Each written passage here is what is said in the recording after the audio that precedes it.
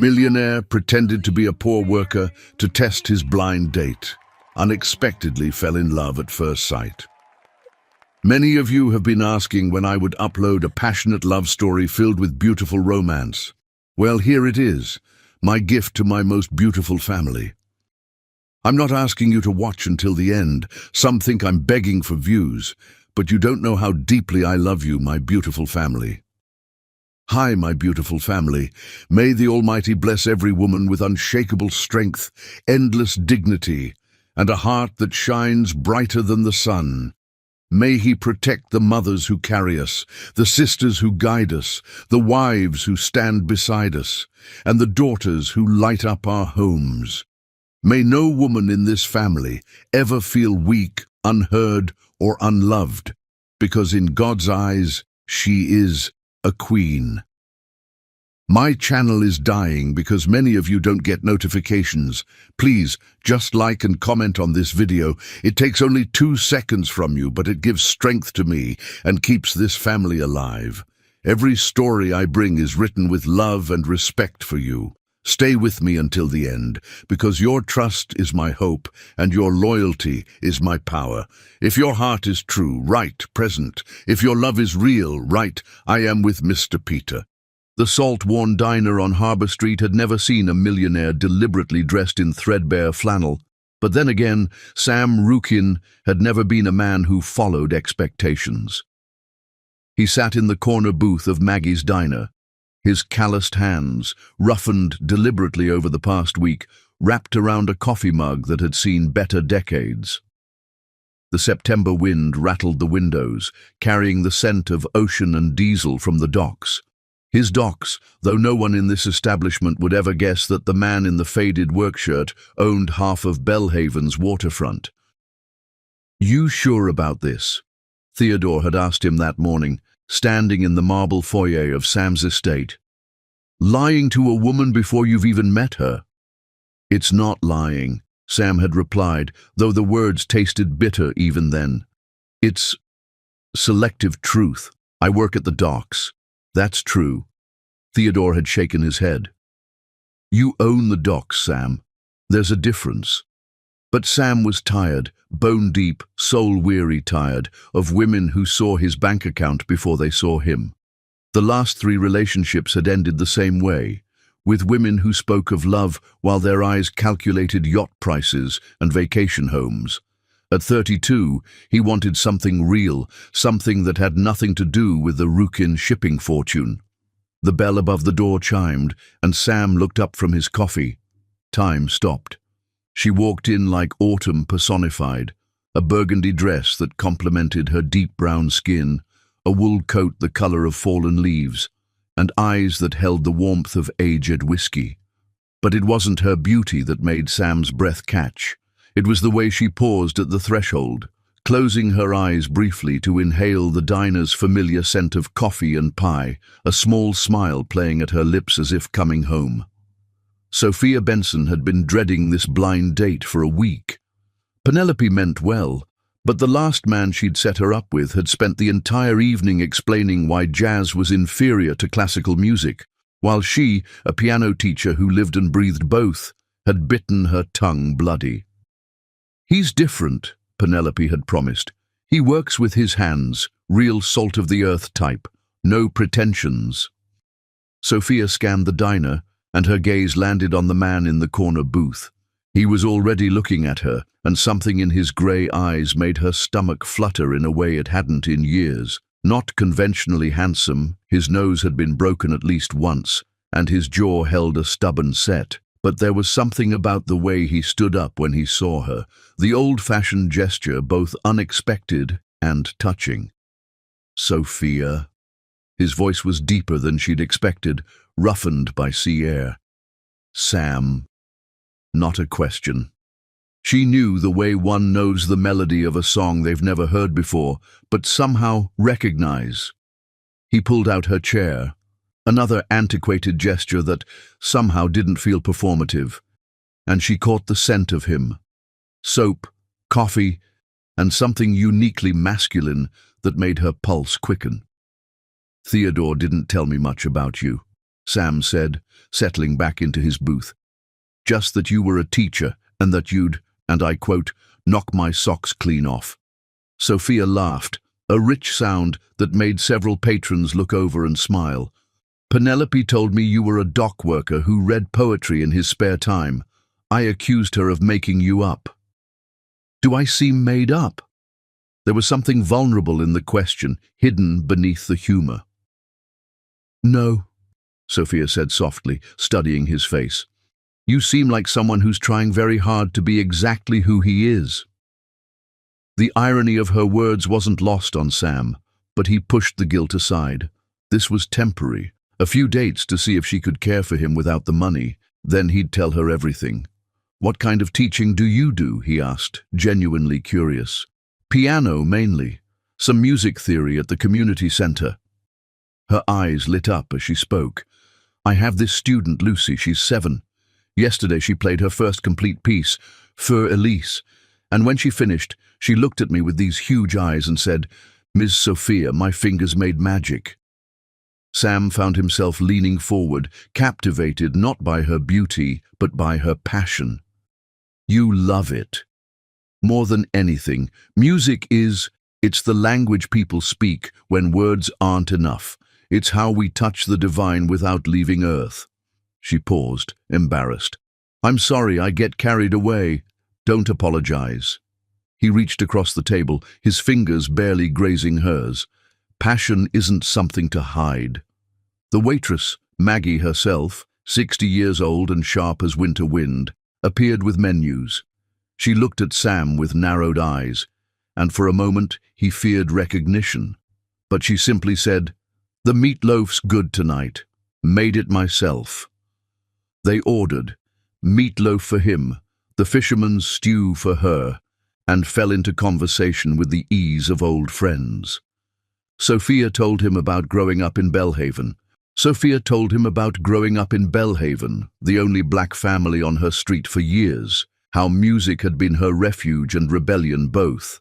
Sam told her carefully edited truths, his love of the ocean, his work at the docks, letting her assume he was a longshoreman, his mother's death when he was 15. She played piano too, he said quietly. Every evening after dinner, said it was her way of putting the day to rest. Sophia's hand found his across the table. Music holds our ghosts gently. They lingered over coffee and shared a piece of apple pie, neither wanting the evening to end. When Sophia laughed at his story about seagulls stealing his lunch, her head thrown back in genuine mirth, Sam felt something shift in his chest, tectonic plates of his heart rearranging themselves around this woman he'd known for exactly 3 hours. Outside, the September evening had turned cold. Sam walked her to her car, an aging station wagon that had seen better decades, and struggled with the urge to tell her everything right then. I'd like to see you again, he said instead. Tomorrow's Saturday. I have lessons until noon, but after. There's a place I'd like to show you, nothing fancy, he added quickly, maintaining his fiction. Just somewhere beautiful. She smiled, and it was like sunrise over water. I'd like that. As she drove away, Sam stood in the parking lot, hands in his pockets, watching her taillights disappear. Theodore would say he was a fool. His business partners would call it unnecessary deception. But standing there in the salt-sweet night air, Sam knew only one truth. He was already falling, and falling hard, for Sophia Benson. The walk back to where he'd parked his truck, deliberately beat up, borrowed from Hudson, felt like floating. He'd had first dates in Parisian restaurants, on private jets, in exclusive clubs where champagne cost more than most people's rent. But nothing had ever felt as real as sharing meatloaf and conversation with Sophia in a worn-out diner booth. She'd looked at him like he was somebody worth knowing, not for what he could buy her, but for who he was, or who she thought he was. The guilt twisted in his stomach, but he pushed it down. A few more dates, just enough to know if what he'd felt tonight was real. Then he'd tell her everything and pray she'd understand. Chapter 2. The Harbour Walk. Saturday arrived dressed in fog, the kind that turned Belhaven into a watercolour painting where edges blurred and the ordinary became mysterious. Sam waited at the harbour's entrance, hands shoved deep in the pockets of a canvas jacket that had actually belonged to his grandfather, a real fisherman, before the family fortune grew from honest work into inherited wealth. He'd been standing there for 20 minutes, though they'd agreed on 2 o'clock. The anticipation was killing him slowly, sweetly. "You're early too." He spun around to find Sophia standing behind him, wrapped in a green scarf that made her eyes look like polished amber. She'd been watching him, he realized, this man who shifted his weight from foot to foot like a teenager waiting for his first date. "Couldn't stay away," he admitted, then felt heat rise in his cheeks. "From the harbour, I mean. I love it when it's like this, all fog and mystery." She stepped closer, and he caught her scent. Vanilla and something floral, jasmine maybe. "Show me your harbour, Sam." Your harbour. If only she knew how literally true that was. He owned 60% of the commercial waterfront, the fishing fleet, 3 of the 5 processing plants. But today, he was just Sam the dock worker, showing a beautiful woman the places he loved. They walked along the wooden boardwalk, their footsteps echoing hollow over the water. The fog muffled sounds, creating an intimate world where only they existed. Sophia's hand brushed his as they walked, and on the 3rd accidental touch, he took her fingers in his, heart hammering when she didn't pull away. "Tell me about your work," she said. "What's it like working the docks?" Sam chose his words carefully, drawing from the summers he'd spent as a boy before his father decided manual labor was beneath a rukin. "It's honest. Your body aches at the end of the day, but it's a good ache, like you've earned your tiredness." He pointed to a massive cargo ship. "See that one? The Persistent Dream. She comes in from Nova Scotia every 2 weeks. The crew always brings these Canadian butter cookies that they share with whoever's working the dock." All true. He just didn't mention that the ship was his, named after his mother's favorite poem. "Do you ever want more?" Sophia asked, then caught herself. "I don't mean that the way it sounded. I know what you meant." He squeezed her hand gently. "Sometimes I think about it. But more of what? Money doesn't make people happy. I've seen rich folks plenty miserable on their yachts." She laughed, spoken like someone who's never had to choose between groceries and heating oil. The guilt twisted sharper. He'd never faced that choice, never would. His monthly interest alone could heat every home in Belhaven through 10 winters. They reached the string of restaurants along the waterfront. Incident number 1, he thought grimly. This was where he showed her his supposed poverty. The lighthouse restaurant sat pretty on the pier, all white tablecloths visible through fog-kissed windows. "Have you ever eaten there?" Sophia asked, a note of wistfulness in her voice. "Once," Sam lied. He'd been there last week, actually, closing $1 million deal over lobster thermidor. "For my buddy's wedding. Spent a month's wages on one meal. Good food, but..." He shrugged. "I know a better place." He watched her face carefully, waiting for disappointment. Instead, she smiled. "Lead the way." He brought her to a bench near the fish market, pulled out a thermos of coffee and sandwiches wrapped in wax paper, prepared by his housekeeper Stella, though he'd claim he'd made them himself, if asked. The fog had lifted slightly, revealing the harbour in all its working-class glory, rust-streaked boats, nets being mended, men calling to each other in the universal language of labour. "This is perfect," Sophia said, and meant it. She bit into her sandwich, fresh bread, good cheese, turkey with cranberry sauce, and made a sound of appreciation that sent heat through Sam's body. "Did you make these?" "Family recipe," he said, which was technically true. Stella had been with his family for 20 years. They ate in comfortable silence, watching the harbor's ballet of boats and birds. A seal popped its head up near the pier, studied them with liquid eyes, then disappeared beneath the grey water. "I love that you brought me here," Sophia said suddenly. "Most men would try to impress with fancy restaurants, expensive wine, but this—" She gestured to the harbour, the fog, the simple meal. "This is real. You're showing me what you love, not what you think I want to see." The irony was so sharp it could cut glass. Sam set down his sandwich, appetite gone. "Sophia, I need to tell you something." "No."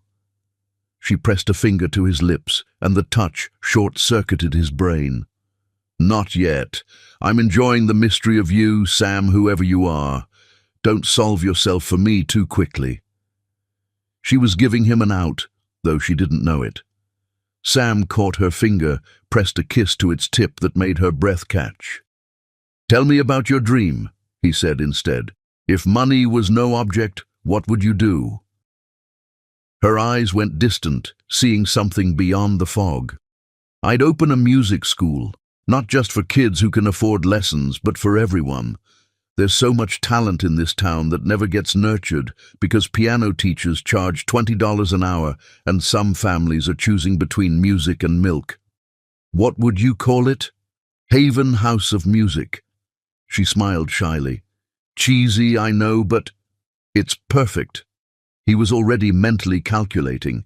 There was that empty building on Meridian Street, good bones, decent acoustics. He could buy it through a shell company, make it available at below market rent. That was exactly the kind of manipulation he was trying to avoid. "What about you?" she asked. "If you could do anything." "I'd sail away," he said without thinking. "Just take a boat and disappear into the blue. No expectations, no obligations, just wind and water and freedom." "Why don't you?" "Because I have 300 employees depending on me," he thought. "Because I have contracts and obligations and a fortune that demands constant attention." "Maybe someday," he said instead. The fog was lifting more now, sun breaking through in golden shafts that turned the water into hammered metal. Sophia shivered, and Sam draped his jacket around her shoulders without thinking. The gesture brought them close enough that he could see the flecks of gold in her brown eyes, the tiny scar above her left eyebrow. "How'd you get that?" He traced the air above the scar, not quite touching. "Fell off my bike when I was 7. My brother Gabriel dared me to ride down Harbour Hill with no hands." "And you did it?" "Of course.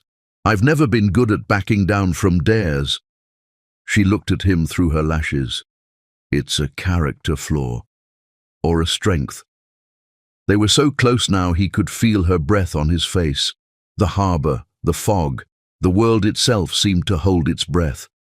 "Sam," she whispered, but a foghorn blasted, making them both jump and laugh. The moment broke but didn't shatter. It reformed into something softer, more patient. They walked more, Sam showing her his harbour, the spot where he'd caught his first fish, true. The pier where he'd had his first kiss, also true. The warehouse where he worked, a lie by omission. He owned it, but had worked there summers as a boy. As the afternoon aged into evening, they ended up at the furthest point of the public pier. The fog had cleared entirely now, leaving a sunset that painted everything gold and rose. "I should get you home," Sam said reluctantly. "I suppose you should." Neither moved. "Sam?" Sophia turned to face him fully. "I don't care that you can't afford fancy restaurants. I don't care that your jacket has patches or that your truck," she'd seen it in the parking lot, "looks like it's held together by rust and prayer. I care that you see beauty in fog. I care that you know the names of boats. I care that you kiss fingers like they're precious and share sandwiches like they're sacrament." She raised up on her toes, pressed a kiss to his cheek that burned like a brand. "Whatever you're not telling me, and I know there's something, just make sure it's not something that changes who you are when you're with me, because I'm starting to really like who that is." Chapter 3. The broken truck thunder rolled across Bellhaven like God clearing his throat, and Sam gripped the steering wheel of Hudson's ancient truck harder, praying the engine wouldn't actually die before he could fake its death convincingly. 3 weeks had passed since the harbor walk. 3 weeks of stolen afternoons and evening walks, of Sophia's laughter becoming his favorite sound and her touch becoming his necessary drug. 3 weeks of lies by omission that sat in his stomach like stones. "You sure you don't want to take my car?" Sophia had offered when he'd picked her up. She stood in her doorway wearing a yellow sundress that made his mouth go dry, seemingly unaware that storm clouds were gathering like an omen. The dress had tiny sunflowers printed along the hem, and she'd paired it with white canvas shoes that had seen better days, but somehow made her look more beautiful for their imperfection. "This old girl's got life in her yet," Sam had said, patting the truck's dashboard. The dashboard responded by producing an ominous rattling sound that was, unfortunately, entirely genuine. "That doesn't sound like life," Sophia had laughed, climbing in anyway. "That sounds like a death rattle." "You wound me and my truck simultaneously," Sam had replied, but he was grinning. This was what Sophia did. She made everything lighter, even his guilt. Now, driving along the coastal road toward the art fair in the next town, Sam watched Sophia from the corner of his eye. She had her window down despite the approaching storm, one hand playing with the wind, humming something that might have been Stevie Wonder or might have been her own creation. The sight of her, comfortable in his supposed poverty, radiant in a dying truck, made his chest ache with something between love and guilt. "You're staring," she said without looking at him. "I'm driving. You're staring while driving. That's probably illegal. Only if I crash. Well, given this truck's condition, that seems likely regardless." The engine coughed as if in agreement, then wheezed, then, right on cue, though Sam hadn't planned it, died completely. "Oh no," Sophia said as Sam guided the truck to the shoulder. "Is it—" "Dead as disco," Sam confirmed, turning the key to produce nothing but clicks. This part wasn't acting. Hudson's truck had genuinely given up. "I'm so sorry, Sophia. I wanted today to be perfect. And now—" "Stop." She placed her hand on his arm, and he could feel the warmth through his shirt. "Adventures are never perfect. That's what makes them adventures. Besides," she looked at the sky through the windshield, "I think we're about to have a bigger problem than a dead truck." The first fat raindrops hit the windshield. Within seconds, it was a deluge, rain hammering the truck's roof like urgent messages from above. "There's an old lighthouse about a quarter-mile up," Sam said, remembering. "It's abandoned but solid. We could wait out the storm there." Sophia's eyes lit up with mischief. "A mysterious lighthouse in a storm? Are you trying to seduce me, Sam, whoever you are? Is it working?" She grinned. "Race you." Before he could protest, she was out of the truck, shrieking with laughter as the rain instantly soaked her. Sam sat frozen for a moment, watching her spin in the rain, her sundress plastered to her skin, her face turned up to the sky like she was receiving a blessing. "Come on, dock worker," she called, "or are you afraid of a little water?" He ran after her, catching up just as she reached the lighthouse. The door was warped, but unlocked. He made a mental note to have someone secure it. The lighthouse was his property after all, and they tumbled inside, breathless and dripping. The interior was dusty but dry, with a spiral staircase leading up to the lamp room. Weak grey light filtered through salt-hazed windows. Sophia wrung out her hair, creating a small puddle on the wooden floor, and Sam couldn't look away from the way the wet fabric of her dress clung to her curves. "Stop looking at me like that," she said, but her voice was warm, teasing. "Like what? Like you want to devour me?" "Maybe I do." The words hung between them, charged as the lightning that flickered outside. Sophia's breath caught, and for a moment Sam thought she might close the distance between them. Then she shivered, genuinely cold, and Sam shrugged off his jacket, wet but warm, and wrapped it around her. Always the gentleman, she murmured, pulling the jacket tight. It smelled like him, salt and soap and something uniquely Sam. "Let's go up," she suggested. "I've never been in a lighthouse before." They climbed the spiral stairs, their footsteps echoing metallically. Halfway up, Sophia stopped, turned to look back at him. "My grandmother used to tell me stories about lighthouses, said they were where earth kissed heaven, where lost souls found direction. What do you think?" "I think," she said slowly, "that sometimes we're all ships in storms, looking for light to guide us home." They continued climbing, and at the top, the lamp room was all windows and dust motes, with an old keeper's chair and a view that, on clear days, would stretch for miles. Today, they could barely see 50 feet through the rain. "It's like being inside a cloud," Sophia said wonderingly. She sat in the keeper's chair, its leather cracked but still solid, and pulled Sam down to sit on the floor beside her, his head against her knee. Without thinking, she began running her fingers through his damp hair. "You have paint under your fingernails," she observed. Sam tensed. The paint was from touching up his yacht that morning, not from any dock work. "Old project," he said vaguely. "Tell me a secret," she said suddenly. "Something nobody else knows." Sam closed his eyes, savoring her touch. He could tell her the biggest secret. "I'm rich. I own this lighthouse. I've been lying since we met." Instead, he chose a different truth. "I haven't felt real in years," he said quietly, "until you. With you I feel like I'm finally who I'm supposed to be." Her fingers stilled in his hair. "Sam, my mother used to say that people wear masks so long they forget their real faces underneath. I've been wearing mine so long that when I'm with you, when I can just be, it feels like breathing after being underwater. My turn. Tell me a secret." She was quiet for so long he thought she wouldn't answer. Thunder rumbled outside, and the rain intensified, creating a curtain of white noise around them. Then, "I'm scared. Of this, of us. My last relationship. He was wealthy, not incredibly so, but comfortable. A surgeon at the hospital, David Ashford, you might have heard of him." Sam had. David had actually tried to get Sam to invest in some medical startup. He'd seemed like an ass.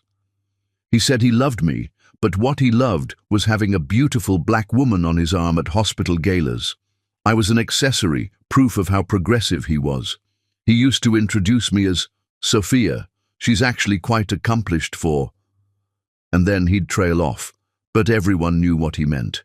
When I finally left, he said I should be grateful he'd chosen me, that I'd never find another man of his caliber willing to overlook my background.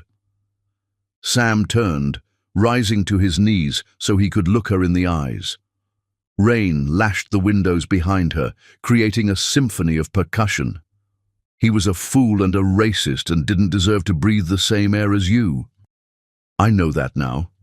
But it made me promise myself, no more rich men. No more being someone's exotic experiment or diversity trophy. I want someone who sees me, not what I represent. Someone who values what I am, not what I look like on their arm." The guilt was going to kill him. Sam cupped her face in his hands, thumbs stroking her cheekbones. "You're not a symbol or a statement or a trophy. You're Sophia. You're brilliant and kind and talented. You're the woman who plays Chopin like she's channeling heaven, and who laughs at seagulls and who runs in the rain like a pagan goddess. You're the woman who makes me want to be better than I am. You're everything." "Sam," she whispered, and her voice broke on his name. She kissed him then, sudden and fierce, and Sam's world narrowed to the points where they touched, lips, hands, hearts. She tasted like rain and possibility, and he kissed her back with 3 weeks of pent-up longing. Her hands tangled in his wet hair, and he pulled her from the chair onto his lap, needing her closer, needing to erase any distance between them. When they broke apart, both breathing hard, Sophia's eyes were bright with unshed tears. "I'm falling for you, Sam. Against all my better judgment, against every promise I made myself, I'm falling hard." "Catch me then," he whispered against her lips.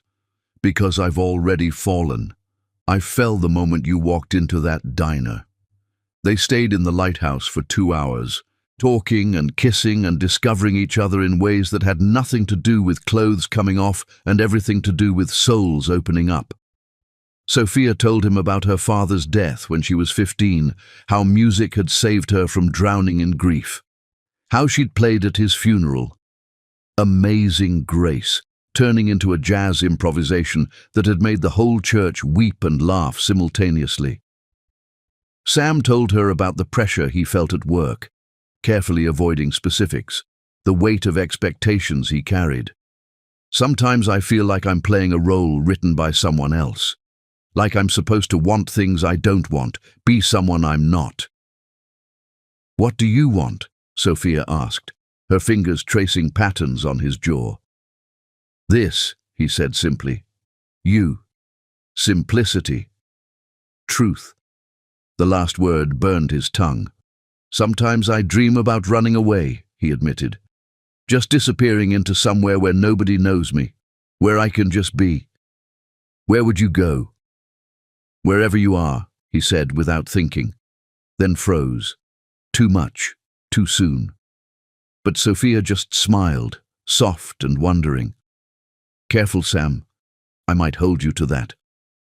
The storm began to ease, rain softening from assault to caress. They stayed entwined on the floor of the lamp room, Sophia in Sam's lap, his arms around her, her head on his shoulder.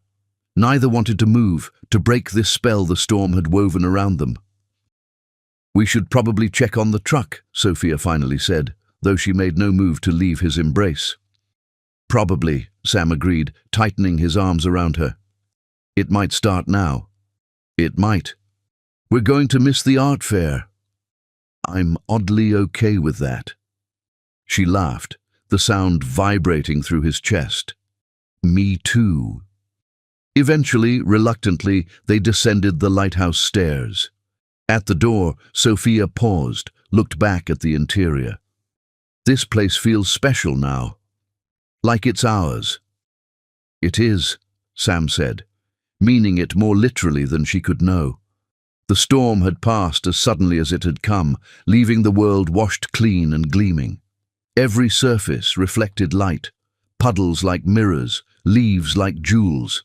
They made their way back to the truck, their clothes still damp, hair wild, looking thoroughly disheveled. The truck, miraculously, started on the 3rd try. Hudson had mentioned it often did that, played dead then resurrected itself. "It's like magic," Sophia laughed as the engine rumbled to life. "Your magic," Sam said, then immediately cringed. "That was terrible. I'm sorry." "It was terrible," she agreed, grinning. "But also sweet. You're forgiven." As Sam drove Sophia home, she kept her hand on his thigh, a casual intimacy that made his heart race. She'd turned on the radio, and Otis Redding was singing about the dock of the bay, which made her laugh and say, "Our song." He parked in front of her building, a modest complex where she rented a 1-bedroom, and walked her to her door. The evening sun was breaking through the remaining clouds, painting everything gold. "Thank you," she said, "for the most perfect imperfect date. Even with the broken truck and the storm, especially with those. Anyone can plan a perfect date with unlimited money. It takes someone special to turn disaster into magic." She kissed him goodbye, soft and lingering, her hands framing his face. "I meant what I said in the lighthouse. I'm falling for you. It terrifies me, but it also feels inevitable, like you were always supposed to happen to me. Sophia, don't say anything, just be who you are. That's all I need." She disappeared inside, leaving Sam standing on her doorstep with the weight of her trust crushing his chest. He sat in the truck for a long moment, head against the steering wheel, her words echoing. Be who you are. But who was he? The millionaire, the dock worker, the liar, the man desperately in love with a woman who would hate him if she knew the truth. Tomorrow, he decided. Tomorrow he would tell her everything. He'd explain about the testing, the fear of gold diggers, the desperate need to be loved for himself. She'd understand. She had to. But tomorrow came and went, and the words stuck in his throat. Because every day that passed, Sophia fell more in love with Sam the dock worker, and Sam the millionaire became more terrified of losing her. The lighthouse stood empty on the coast, keeping its witness to their confessions, their kisses, their promises. And if lighthouses could speak, this one would have warned them. Storms always return, and not all ships survive the rocks of deception. Chapter 4. The Birthday Gift. October arrived in Belhaven wearing gold and crimson, painting the town in the colors of Sophia's laughter. Sam stood in the antique shop on Pemberton Street, staring at the 1890s Steinway grand piano that seemed to glow in the afternoon light. It was perfect, the exact model Sophia had mentioned her grandmother once owned, the one she'd learned on as a child before it was sold to pay for her grandfather's cancer treatment. "She's a beauty," the shop owner, Mr. Chen, said quietly. "Been here 2 years. Nobody in town can afford her, but I can't bear to ship her elsewhere. Instruments like this should stay close to the sea. The salt air gives them soul." Sam ran his fingers over the keys, careful not to make a sound. He could buy it without blinking. Could have it delivered to Sophia's apartment with a big red bow. Could change her life with a single check. Instead, he walked out empty-handed, the weight of what he couldn't give her heavier than any piano. Sophia's birthday was tomorrow, October 15th. She'd mentioned it only in passing, embarrassed by the fuss people made over birthdays, but her friend Penelope had let slip that it was her 30th, a milestone she was both excited and anxious about. "What do you give a woman who makes music from moonlight?" Sam had asked Hudson that morning, helping the older man repair a fence on the property Sam supposedly didn't own. Hudson, 70 years old and sharp as winter wind, had given him a long look. "You give her the truth, boy. That's worth more than any gift." But Sam was in too deep now. The truth would ruin everything. So instead, he'd spent the morning in his greenhouse, which Hudson maintained for the absent owner, carefully pressing flowers between sheets of parchment, creating a bookmark with Queen Anne's lace and tiny coastal roses. It was simple, almost embarrassingly so for a woman turning 30, but it was all Sam the dock worker could afford. The next evening, Sam arrived at Sophia's apartment with his pathetic gift wrapped in brown paper. He'd decorated himself with sketches of musical notes. She answered the door in a deep purple dress that made her skin glow, and Sam forgot how to breathe. "You look—" "There aren't words," he managed. She smiled, shy and pleased. "Penelope insisted on taking me shopping. This cost more than I usually spend on groceries in a month, but—" She twirled, the skirt flaring. "Sometimes a woman needs to feel beautiful." "You're always beautiful. The dress is just agreeing with what already exists."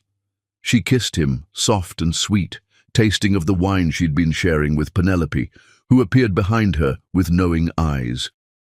"The dock worker," Penelope said, and something in her tone made Sam nervous. She worked at the country club, had probably seen him there dozens of times. "Sophia talks about you constantly. All terrible things, I'm sure." "Quite the opposite." Penelope's stare was penetrating. "She says you're the most genuine man she's ever met, that you don't pretend to be anything you're not." The words were a knife between his ribs, but Sam smiled through it. "I try to be myself." "We should go," Sophia intervened, sensing tension. "Gabriel's already at the restaurant, and you know how he gets when he's kept waiting." The restaurant was modest.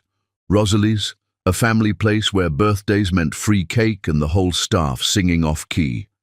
Sam had wanted to take her somewhere nicer, but caught himself before suggesting it. Dock workers didn't frequent restaurants with wine lists and tablecloths. Gabriel was indeed waiting, and his expression when he saw Sam was carefully neutral.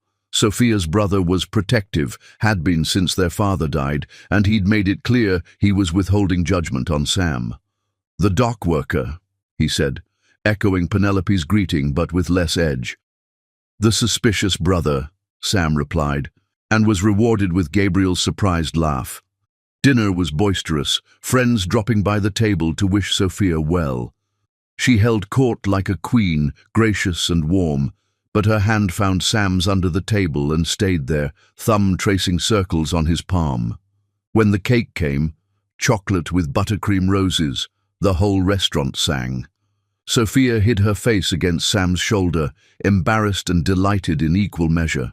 In that moment, with her warmth against him and her joy filling the air, Sam knew with terrible certainty that he loved her completely. "Make a wish," Penelope commanded as Sophia faced the candles. Sophia closed her eyes, and Sam watched her face in the candlelight, the way her lashes cast shadows on her cheeks, the slight smile playing at her lips. When she opened her eyes and blew out the candles, her gaze found his immediately, and he knew, somehow, that her wish had been about them. Later, after dinner, they walked along the harbour. October had turned cold, and Sophia wore Sam's jacket over her dress. They found a bench, their bench now, the one where they'd shared sandwiches that first day, and Sam pulled out his pathetic wrapped gift. "It's not much," he started, but Sophia pressed her finger to his lips. "If it's from you, it's everything." She unwrapped it slowly, carefully, as if the brown paper itself was precious. When she saw the bookmark, the pressed flowers arranged in a pattern that suggested musical notes, sealed between thin glass, her eyes filled with tears. "Sam, did you make this? I know it's not. It's perfect." She held it up to the streetlight, watching the way the light passed through the delicate petals. "No one's ever made me anything before, not since I was little, and Gabriel would draw me birthday cards. You deserve more. You deserve that Steinway at Chen's. You deserve—" "Stop!" This time her kiss silenced him. "I don't want what I deserve. I want what's real. This," she held up the bookmark, "is real. You took time. You thought about what would matter to me. That's worth more than any expensive gift." They sat in comfortable silence, Sophia's head on his shoulder, watching the harbour lights dance on the water. Then she said, "My grandmother had a saying, 'Love isn't proved by what you can afford to give, but by what you can't afford not to give.' This bookmark, you gave me your time, your creativity, your thoughtfulness. Those aren't things you can buy." Sam's throat was too tight to speak. How could he tell her now?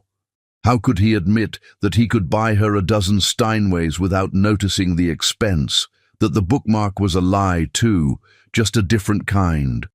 "There's a talent show," Sophia said suddenly, "at the community centre next month. They want me to play, but I thought, would you sing with me? I know you said you don't perform, but—" "Yes," Sam said without thinking. He'd do anything she asked, even though the thought of being on stage terrified him. Someone would recognize him, surely, but the way her face lit up was worth any risk. "Really? You'll do it? With you?" "I'd do anything." She kissed him then, deeper than before, with heat that had nothing to do with gratitude and everything to do with want. When they broke apart, both breathing hard, Sophia's eyes were dark with desire. "Take me home," she whispered. Sam's heart hammered. "Sophia, not for that. Not yet. I want to be alone with you, away from everyone else. Just us." He drove her home in Hudson's truck, which had developed a new rattle that sounded expensive. Sophia didn't care, singing along to the radio, her hand on his thigh, her joy infectious. At her apartment, she made coffee while Sam looked at her photos. Sophia, at various ages, always at a piano, always smiling. There was one of her whole family, parents and Gabriel, from before her father died. They looked so happy, so complete. That was 2 weeks before the accident, Sophia said, appearing beside him with 2 mugs. I'm grateful we have it. Gabriel wanted to put all the photos away after, but I needed to see Dad's face, needed to remember that we'd been happy. Tell me about him. They settled on her couch. Sophia curled against Sam's side, and she talked about her father, a mailman who sang Motown while he walked his route, who taught her to find music in everything from rainfall to footsteps. He would have liked you, she said. He always said the measure of a man wasn't his wallet but his willingness to show up. Another knife of guilt. Sam was showing up, yes, but as someone he wasn't. Sophia, he started. There's something I need. But she was kissing him again, and the words dissolved on his tongue. They kissed until they were both trembling with want and restraint, until Sophia pulled back with visible effort. If you don't leave now, I'm going to ask you to stay, she said breathlessly. Sam stood, though every cell in his body protested. Happy birthday, Sophia. Best one yet, she replied, clutching the bookmark like a talisman. As Sam drove home to his empty mansion, he thought about Hudson's words about truth being the best gift. Tomorrow, he promised himself. Tomorrow, he would tell her everything. But tomorrow came with its own excuses, its own fears, its own desperate need to preserve the perfect fiction they'd built together. And the bookmark sat on Sophia's nightstand, catching morning light through pressed flowers, a beautiful lie among so many others. Chapter 5. The Family Dinner. Aurora. Benson's house smelled like heaven was hosting Sunday dinner, and Sam stood on the front porch holding a mason jar of preserves like it was the Holy Grail. Stop fidgeting, Sophia said, squeezing his hand. It's just dinner with my family. Just dinner. Just meeting the mother of the woman he loved. Just sitting across from Gabriel, who'd been suspicious since day one, just maintaining his facade in a house that reminded him painfully of the family dinners he'd lost when his mother died. The preserves, Stella's famous apple butter, felt pathetic in his hands. He could have brought wine worth more than most people's cars, could have had a 5-course meal catered. Instead, he stood there with a mason jar and sweaty palms, playing a part that felt less like protection and more like betrayal with each passing day. The door opened before Sophia could knock. Aurora Benson was a preview of Sophia in 25 years. The same warm eyes, the same regal bearing, the same smile that made you feel like you were coming home. You must be Sam, she said, and pulled him into a hug before he could respond. She smelled like cinnamon and butter, like mothers were supposed to smell. Sophia hasn't stopped talking about you for weeks. Mom, Sophia protested, but she was smiling. I brought this. Sam offered the preserves awkwardly. It's not much, but homemade? Aurora examined the jar with interest. Don't tell me a dock worker knows his way around a kitchen too? Family recipe, Sam said, the half-truth burning his tongue. My aunt taught me. Stella would laugh at being called his aunt, but she'd taught him more about family than most of his blood relatives. The house was warm and lived in, photos covering every surface, jazz playing softly from an old stereo. Nothing matched. The couch was floral, the armchair was plaid, the curtains were striped. But somehow it all worked, creating a harmony that reminded Sam of Sophia's music. Gabriel emerged from the kitchen, drying his hands on a dish rag. His expression was carefully neutral, but his handshake was firm. Sam, good to see you again. You too. Need help in the kitchen? Gabriel's eyebrows rose. You cook. I'm better at eating than cooking, but I can follow directions. That earned him a small smile. Come on then. Mom'll have you peeling potatoes before you can blink.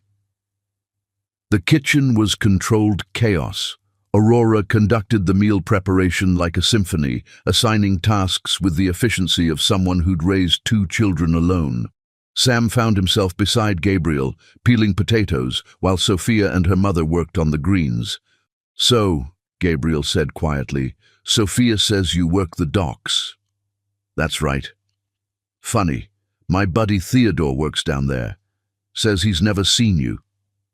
Sam's hand stilled on the potato peeler. "It's a big operation, lots of shifts." "Mm-hmm." Gabriel's tone was neutral, but his eyes were sharp. "You know, you look familiar. Can't place it, but I swear I've seen you somewhere before." "I have one of those faces," Sam said, forcing his voice to stay level. "Maybe." Gabriel was quiet for a moment, then, "She's been hurt before. The last guy, that surgeon, he did a number on her. Treated her like an accessory, not a person." "She told me." "Did she tell you she didn't eat for a week after? That she stopped playing piano for a month? That she nearly moved away from Belhaven entirely?" Sam's hands clenched around the peeler. "No. She wouldn't. Sophia shows her strength, not her scars. But I'm her brother. I see both." Gabriel turned to face Sam directly. "I don't care if you're rich or poor, black or white, educated or not. But if you're lying to her about something fundamental, if you're playing some kind of game—" "Gabriel!" Sophia appeared in the doorway. "Are you threatening my boyfriend?" "Just talking," Gabriel said mildly. "Man to man." Sophia's eyes narrowed, but Aurora called everyone to the table before she could interrogate further. Dinner was a revelation. The food, roast chicken, collard greens, mac and cheese, cornbread, was incredible, but it was the conversation that enchanted Sam. The Bensons talked over each other, laughed at inside jokes, argued about everything from politics to the proper way to season greens. It was chaotic and warm, and everything family should be. "Tell us about your people, Sam," Aurora said, passing him more cornbread. "Sophia says you don't talk much about family." The table went quiet, everyone looking at him with interest rather than suspicion. "Not much to tell," Sam said carefully. "My mother died when I was 15. Cancer. My father ... He paused, choosing his words. "We don't speak. He wanted me to be something I'm not." All true, though his father's vision had involved taking over the family empire, not working the docks. Aurora reached across the table to squeeze his hand. "I'm sorry about your mother. Losing a parent young changes you." "It does," Sophia agreed softly, her hand finding his under the table. "But you know," Aurora continued, "family isn't just blood. It's the people who show up, who stay, who see you for who you really are." The words were meant as comfort, but they twisted in Sam's chest like a blade. After dinner, they moved to the living room. Sophia played piano, an old upright that was slightly out of tune, but perfect in its imperfection. She played Motown for her father's memory, jazz for her mother's joy, classical for her own soul. Sam watched her, lost in the music and the woman creating it. "You should sing something," Aurora suggested. "Sophia says you have a beautiful voice." "I don't—" "Please." Sophia looked at him from the piano bench. "Just one song?" He couldn't refuse her anything. Sam joined her at the piano, and she began playing something slow and sweet. He sang, an old folk song his mother had loved, and watched Sophia's face transform with wonder. "You've been holding out on us," Gabriel said when the song ended. "That's a trained voice." "Church choir as a kid," Sam lied. It had actually been private lessons from a Broadway vocal coach, preparation for the public speaking his father had insisted on.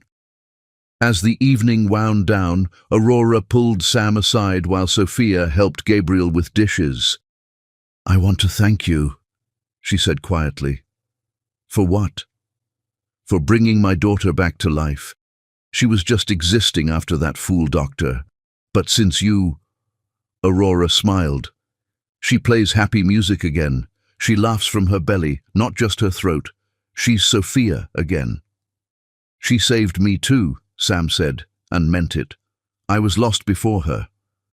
Aurora studied his face. You're carrying something heavy. I can see it in your eyes. Whatever it is, don't let it poison what you have with her. Some things are worth more than pride or fear or whatever's keeping you silent. Before Sam could respond, Sophia appeared. Ready to go? Outside, the October night was crisp and clear. They stood by Hudson's truck, Sophia wrapped in Sam's arms. Thank you, she said against his chest, for tonight, for being wonderful with my family. They're easy to be wonderful with. She pulled back to look at him. Gabriel wasn't giving you a hard time, was he? He's protective. I respect that. I'd be the same if I had a sister like you. Like me, how? Brilliant, beautiful, talented, worth protecting. She kissed him, soft and deep. I don't need protecting, Sam. I just need honesty. Promise me, whatever happens, you'll always be honest with me. The lie stuck in his throat like glass. Sophia, promise me. I promise, he whispered. Another lie added to the pile. She smiled, trusting and pure, and Sam knew he was damned, not by the lies he'd told, but by the truth he couldn't speak. As he drove home to his mansion, Sam thought about Aurora's words about family being the people who see you for who you really are. The problem was, Sophia had never seen the real him. She'd seen Sam the dock worker, Sam the simple man, Sam the lie. And with each passing day, he became more terrified that when she finally saw Sam Rukin, millionaire, liar, coward, she wouldn't see anyone worth loving at all. Chapter 6. The Close Call. Miles Whitmore arrived in Belhaven like a hurricane in a three-piece suit, and Sam's carefully constructed world began to crack at the foundations. What do you mean you can't meet today? Miles's voice crackled through the phone with barely contained frustration. The Japanese buyers are here for 48 hours, Sam. We need you at the country club for lunch. Sam gripped his phone tighter, watching through the window as Sophia arranged books in the library where she worked. He'd promised to help her move some donated pianos to the community center today, a promise made by Sam the dock worker, not Sam the CEO. Handle it yourself, Miles. You know my terms as well as I do. Your terms. Sam, this is a $50 million deal. You can't seriously prioritize whatever. I said handle it. Sam ended the call, but the damage was done. Miles was in town, and Miles had all the subtlety of a brass band. Everything okay? Sophia appeared beside him, concern creasing her brow. You look stressed. Work stuff, Sam said vaguely. Someone's making demands they shouldn't. She kissed his cheek. Well, tell them you're taken today. These pianos won't move themselves. They spent the morning at the community center, Sam genuinely straining alongside other volunteers to move 3 donated uprights into the makeshift music room. Sophia glowed with purpose, directing the operation with the intensity of a general and the joy of a child on Christmas morning. This is it, she said, running her hands over one of the pianos. The beginning of Haven House. Maybe not the full dream yet, but a start. Sam watched her test each piano, making notes about what needed tuning, what needed repair. He could have hired a team of professionals to restore them all in a day. Instead, he held his tongue and held her toolbox while she did preliminary adjustments herself. Mr. Sam! He turned to find Lucy, Sophia's 7-year-old student, racing toward them with the uncontained energy of childhood. Lucy! Sophia laughed as the girl launched herself at her teacher. What are you doing here? Mama's volunteering in the kitchen. Can I help with the pianos? Please? Of course, Sophia said. Sam, this is my star student. Lucy, this is my friend, Sam. Boyfriend, Lucy corrected matter-of-factly. You said boyfriend last week. I heard you. Sophia blushed while Sam laughed. Boyfriend, then, he agreed, earning a brilliant smile from Sophia. They were walking to lunch, Lucy chattering between them about everything and nothing, when disaster struck. The country club was 3 blocks from the community centre, and Miles Whitmore stood outside it, impossible to miss with his silver hair and obvious wealth. "Sam," Miles called out, starting toward them. "Sam Rukin." Sam's blood turned to ice. He could pretend not to hear, but Miles was already jogging over, his face lit with relief. "There you are. I've been calling—" Miles stopped short, finally noticing Sophia and Lucy. His eyes widened as he took in Sam's appearance. Worn jeans, paint-stained t-shirt from moving pianos, nothing like the man who usually commanded boardrooms. "I think you have me confused with someone else," Sam said evenly. Miles blinked, opened his mouth, closed it. Sam could see the moment understanding dawned. Not full understanding, but enough. "My apologies," Miles said slowly. "You look remarkably like someone I know. Sorry to bother you." He walked away, but not before giving Sam a look that promised future conversation.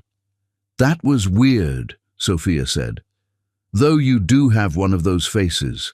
Gabriel said the same thing. "Common face," Sam agreed, his heart still racing. "Want to get those sandwiches?" But the close calls weren't done.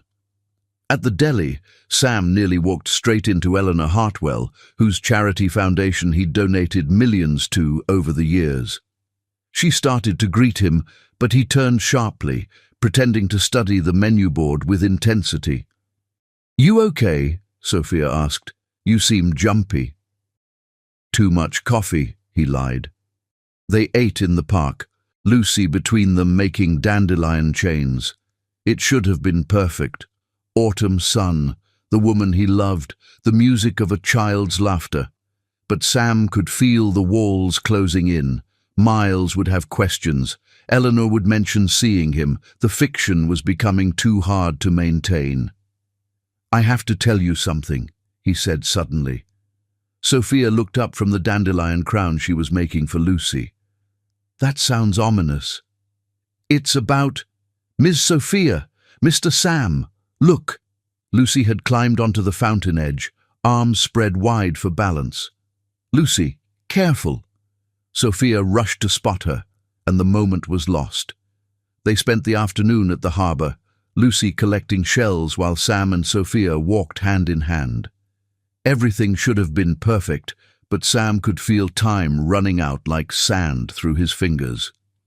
As evening approached, they returned Lucy to her mother and walked back toward the library where Sophia had left her car. That's when Sam saw him. Miles again, this time with 2 Japanese executives, all heading toward the harbour restaurant. "I need to—" Sam gestured vaguely toward the public restroom. "I'll catch up." He ducked away, but not before one of the executives noticed him. Sam saw recognition flicker across the man's face. They'd met at a conference in Tokyo last year. When he returned, Sophia was chatting with Penelope, who'd appeared from nowhere with that knowing look she'd been wearing more frequently. "Sam," Penelope said, her tone loaded with meaning. "How's the dock work treating you?" "Can't complain." "I bet you can't." She turned to Sophia. "I need to borrow you tomorrow. Wedding planning emergency." "Whose wedding?" Sophia asked. "Mine, hopefully, someday. But I need to know which venues are worth it. The country club's having an open house. Very exclusive usually, but tomorrow anyone can tour." "I don't really do country clubs," Sophia said. "Come on," Penelope pressed. "Free champagne, tiny foods on sticks. Besides, you might be surprised who you see there." Her eyes flicked to Sam, and he knew, she knew. Somehow, Penelope had figured it out. "Maybe," Sophia said. "Sam, want to come?" "I have to work," he said quickly. "The boats, big shipment." "On Sunday? Shipping never sleeps." Sophia looked disappointed but didn't push. They said goodbye at her car, and she kissed him with a tenderness that felt like goodbye, though she couldn't know it might be. "I love you," she said against his lips. "Whatever's bothering you, whatever you're worried about, we can face it together. You know that, right?" "I know," he whispered, hating himself for the lie. That night, Sam sat in his study, writing and discarding letter after letter. How did you tell someone that everything they knew about you was a lie? How did you explain that you'd fallen in love while wearing a mask, and now you couldn't take it off without losing everything? Miles called. Want to explain what that was about today? It's complicated. Sam, you can't keep living two lives. It's going to explode, and when it does... I know. The Japanese team recognized you, by the way. I told them you have an identical twin who's a dock worker. They found it amusing. Thanks. Don't thank me. Fix this. That woman, Sophia, she deserves the truth. Sam knew Miles was right. Tomorrow, he decided. Tomorrow at the country club, if she showed up, he'd tell her everything. Better she hear it from him than discover it herself. But tomorrow had its own plans, and the truth had a way of revealing itself in the worst possible way, at the worst possible time. The letter he finally wrote sat on his desk, unsigned. My dearest Sophia, I am not who you think I am, but everything I feel for you is more real than anything I've ever known. Please forgive me for the lie that brought us together, and please believe that the love that grew from it is the only truth that matters. Forever yours, the man you're still teaching to be himself. He sealed it in an envelope, wrote her name on the front, and left it on his desk. Tomorrow, he'd either give it to her or tell her in person. Tomorrow, everything would change. Chapter 7. The Revelation. The Belhaven Harvest Festival arrived dressed in gold and crimson, with the salt-sweet smell of caramel apples and the distant music of a fiddle band. Sam stood at their usual meeting spot near the harbor entrance, watching families stream past with children clutching cotton candy and couples holding hands. He'd practiced his confession 100 times. Sophia, there's something I need to tell you. I'm not who you think I am, but I am who I want to be when I'm with you. The words felt hollow, insufficient for the magnitude of his deception. His hands shook slightly as he checked his watch. She was 5 minutes late, unusual for her. Maybe she sensed something. Maybe she already knew. You look like you're facing execution. He spun to find Sophia approaching, and his breath caught as it always did. She wore a rust-colored sweater that made her skin glow, her hair crowned with a flower wreath she'd probably bought from one of the vendors. She looked like autumn itself come to life. But there was something in her eyes, a questioning, an uncertainty he hadn't seen before. You're beautiful, he said, because it was true, and because the words he needed to say were choking him.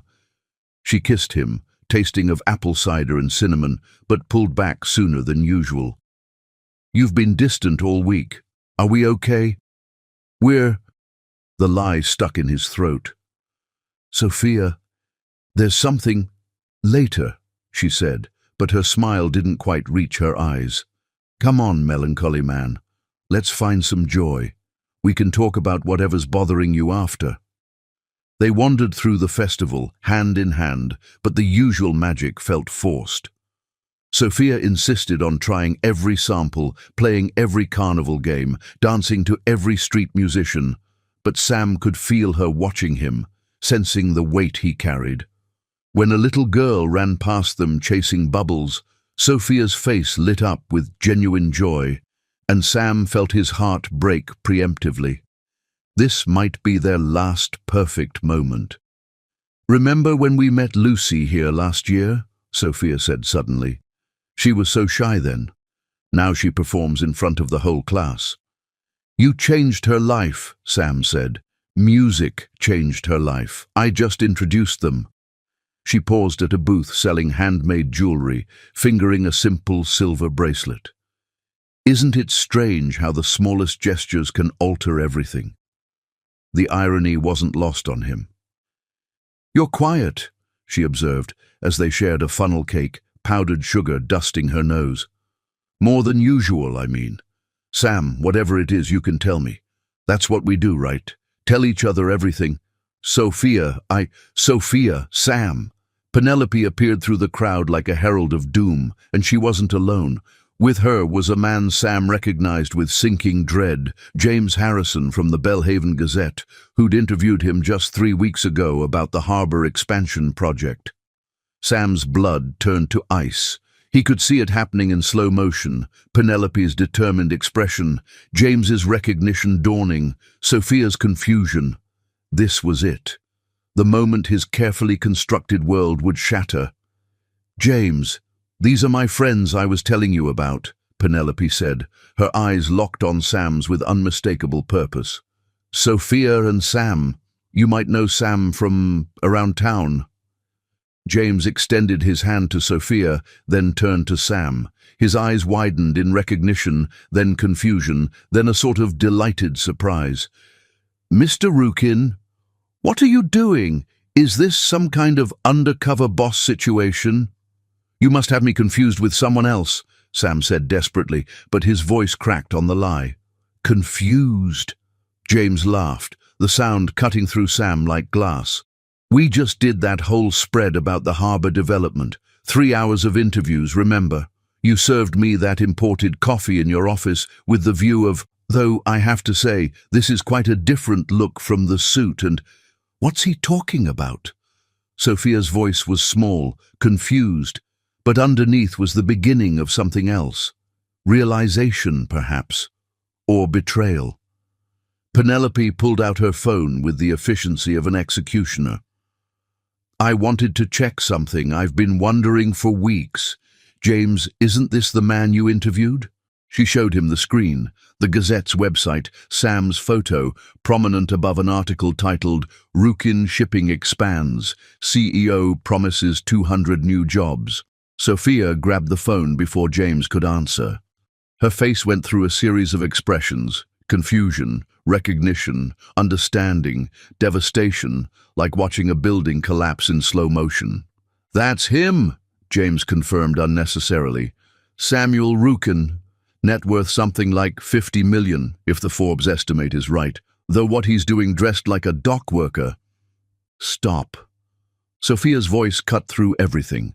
She was staring at the phone screen, at the photo of Sam in his expensive suit, standing in front of his office building. The same eyes, the same jaw, the same man who'd held her in a lighthouse and claimed to be nobody special.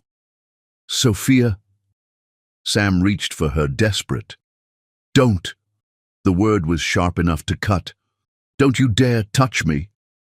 She looked at him then, really looked, and Sam saw the exact moment everything clicked into place. Every strange coincidence, every moment that didn't quite add up, every time he'd deflected questions about his past. "You're Samuel Rukin, the millionaire, the one who owns..."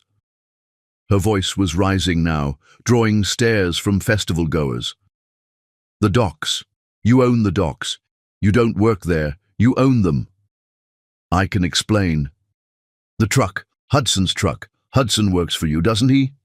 Each word was getting louder, sharper. "The greenhouse where you got the flowers for my bookmark, your greenhouse. The preserves your aunt made, your housekeeper probably. The lighthouse where we..." Her voice broke. "You own that too, don't you? You own everything, every place you took me, every humble gesture, it was all yours." Sam's silence was answer enough. "Oh my God." Sophia pressed her hand to her mouth, and for a moment Sam thought she might be sick. "The whole time, from the very beginning, from that first night at Maggie's diner, you were..." "What? Testing me? Seeing if the poor black girl would fall for you without the money? Was I an experiment? A game?" "It wasn't like that." "Then what was it like, Sam? Or should I call you Mr. Rukin now? Your Highness, Master of the Harbor?" People were definitely staring now, some pulling out phones. James had the decency to look uncomfortable and mumbled something about finding his wife before disappearing. But Penelope stayed, watching with a mixture of satisfaction and sympathy. "You knew," Sophia said to her friend, and the betrayal in her voice was almost worse than the anger. "You knew, and you..." "I suspected for weeks. Then I knew for certain when I saw him at the country club last month. I tried to hint, to give him chances to tell you himself. But he didn't. So I thought you deserved to be humiliated in public. Sophia's voice was rising to a near shout. To find out the man I love has been lying to me for 2 months in front of the whole town. You love me, Sam said desperately, clinging to this one truth. That's real. What we have is real. Sophia laughed, but it was sharp, bitter, nothing like her usual joy. It was the sound of something breaking. What we have nothing. We never did. I fell in love with a dock worker who made me bookmarks and shared sandwiches and couldn't afford nice restaurants. That person doesn't exist. He's a character you played, and I'm the fool who bought the performance. He does exist. You're a millionaire who was playing dress-up. Was it fun, watching me be grateful for tiny gestures when you could have bought me anything? Listening to me talk about my dreams for a music school when you could fund it with pocket change? God, I saved for 3 weeks to take you to dinner for your birthday. I spent grocery money because I wanted to give you something special. Were you laughing at me the whole time? Never. Sophia, I would never. I wanted you to love me for me. For you. Sophia's eyes were bright with tears she wouldn't let fall. I don't even know who you are. Everything was a lie. Every single thing. Every word, every gesture, every moment. Not everything. My feelings. Your feelings. She stepped closer, and he could see the devastation in her eyes, the complete shattering of trust. You want to know what I feel? I feel stupid. I feel used. I feel like a fool who was so desperate to believe in love that I missed every red flag. Gabriel was right. He said something was off about you, but I defended you. I told him he was being paranoid. Sophia, please. Do you know what the worst part is? Her voice dropped to almost a whisper, which was somehow worse than shouting. I told you about David. I opened up about how he made me feel like a specimen, like an exotic pet. And the whole time, you were doing worse. At least he was honest about his money, about who he was. You made me fall in love with an illusion. You let me be vulnerable with someone who didn't exist. The money doesn't matter. You're right, she said. And for a moment, hope flared in Sam's chest. Then she continued. The money doesn't matter. The lying does. The manipulation does. The complete lack of respect for me, for my intelligence, for my right to make an informed choice about who I was falling in love with, that matters. You took away my agency, Sam. You decided what I could and couldn't handle. You played God with my heart. She turned to leave, but Sam caught her arm, desperate. Please, 5 minutes, let me explain, let go of me. Her voice was ice. He did, immediately, his hand dropping like it had been burned. I trusted you, she said, not looking at him, tears finally falling freely. I told you things I've never told anyone. I let you into my family, my life, my bed of dreams. My father was honest. He was a mailman who never pretended to be anything else. He would have rather died than lie to my mother about who he was. He used to say that love without truth is just manipulation. And you looked me in the eyes every day and lied. She started walking away, but turned back one more time. You know what? I could have loved you, the real you. If you'd walked into that diner as Samuel Rukin and said, I'm rich and I'm scared of being used for my money, I would have understood. I would have respected your honesty. We could have figured it out together, but you didn't give me that chance. You didn't think I was worthy of the truth. That's not... Goodbye, Mr. Rukin. She walked away, and Sam couldn't move, couldn't breathe. Around him the festival continued, music and laughter and joy, while his world collapsed. Someone was definitely filming now, and by tomorrow this would be all over town, maybe all over the internet. The millionaire who pretended to be poor, exposed at the Harvest Festival. Penelope lingered, studying him with those sharp eyes. I'm not sorry, she said. She deserved to know. I was going to tell her. When? After the wedding? After kids? When exactly were you planning to stop being a coward? The word hit like a slap. I loved her. Love her. No, Penelope said, and her words were surgical in their precision. You loved being loved by her. You loved how she made you feel. There's a difference. If you really loved her, you would have trusted her with the truth. Love without trust is just possession. She left him standing there, alone in a crowd of hundreds, some still staring, others pretending not to, while obviously discussing what they'd witnessed. Sam stood frozen until the festival lights began to blur through tears. He didn't realize he was crying. Then he walked, not to his mansion, but to the docks, to the place where he'd pretended to be someone else. The night shift was working, and several men nodded at him, not recognizing him out of his suit, not knowing their boss's world had just ended. He sat on a crate, watching the water, remembering Sophia's face when she'd realized the truth. Not just angry, but broken. He'd broken her trust, broken the beautiful thing they'd built together. His phone rang. Miles. I heard, his partner said without preamble. It's already all over town. The millionaire who pretended to be poor to date the librarian. Someone posted a video. She's a piano teacher too, Sam said numbly. Sam, I loved her, Miles. Love her. Present tense, future tense, every tense. Then fix it. How? How do I fix lies that went on for 2 months? How do I make her believe anything I say now? Miles was quiet for a moment. You start with the truth, all of it, and then you let her decide if you're worth forgiving. But Sam knew, sitting there in the dark with the sound of the ocean that had witnessed their first kiss, that some things once broken could never be made whole again. Trust was like glass. Once shattered, even if you put the pieces back together, the cracks always showed. Chapter 8. The letter. The note arrived at what Sam had thought was his secret rooming house address, the one he'd given Sophia when she'd asked where he lived, a shabby building on the wrong side of town where he'd actually rented a room just to maintain the lie. Hudson brought it to him 3 days after the festival, his weathered face carefully neutral. Sam had barely left his actual bedroom in those 3 days, hadn't shaved, had ignored 37 calls from business associates and 0 calls from the only person who mattered. She knew you'd be here, Hudson said, setting the envelope on Sam's desk. Don't ask me how. That woman always was too smart for her own good. Or yours.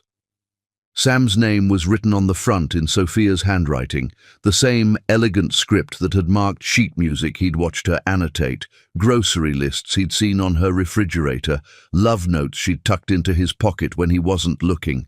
His hands shook as he opened it. I hate you.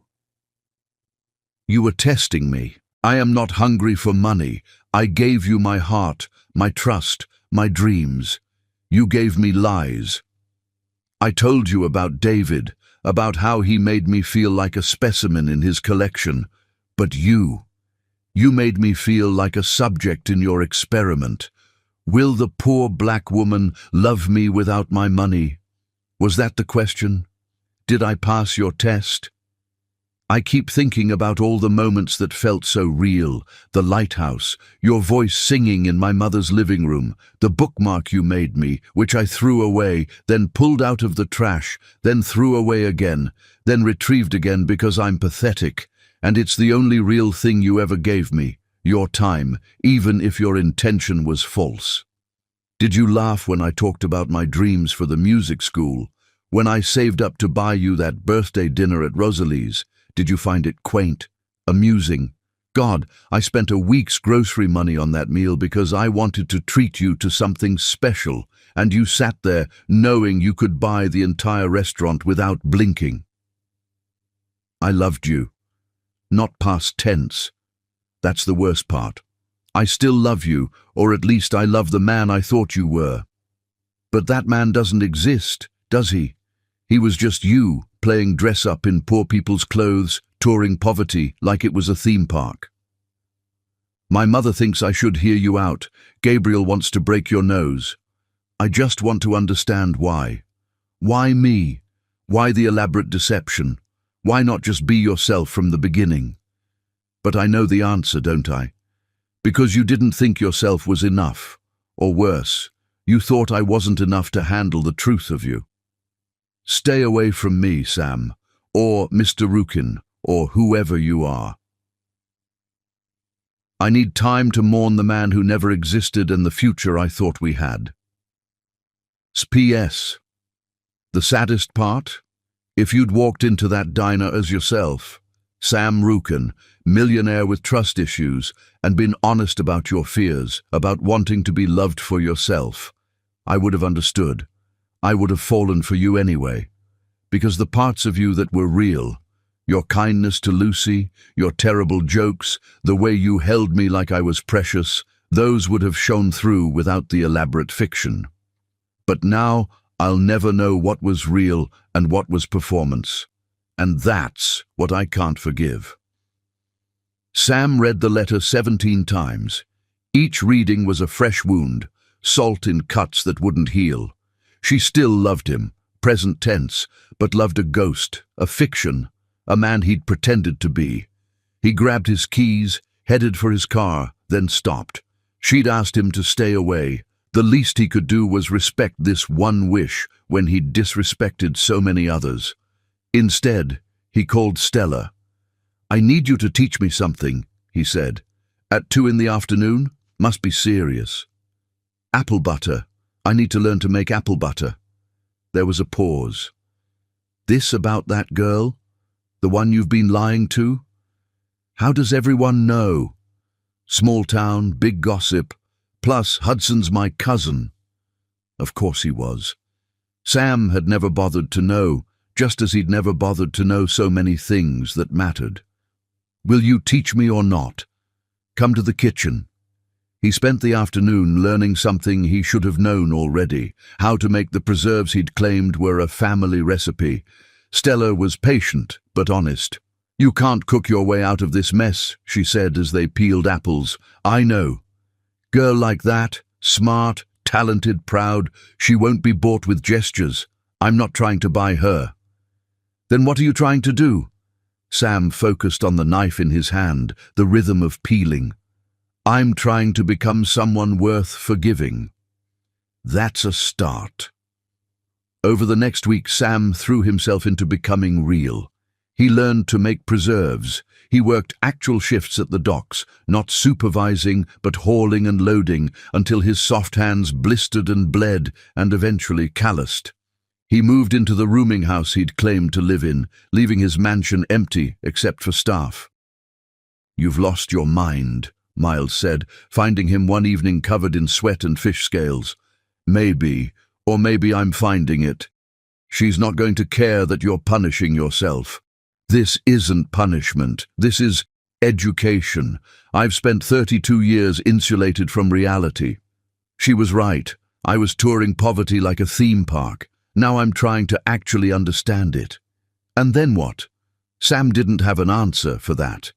He saw her once, from a distance. She was leaving the library, arms full of books, laughing at something Penelope was saying. She looked beautiful and whole and utterly fine without him. The sight was both devastating and oddly comforting. She would be okay. She was strong enough to survive his betrayal. He started leaving white roses at her door, no note, no explanation, just a single white rose every morning. The first 3 were thrown in the trash. He knew because he checked. But the 4th was kept, and the 5th, and by the 2nd week, he'd see them in a vase through her window. "That's called stalking," Gabriel informed him, appearing at the docks one afternoon. "I know.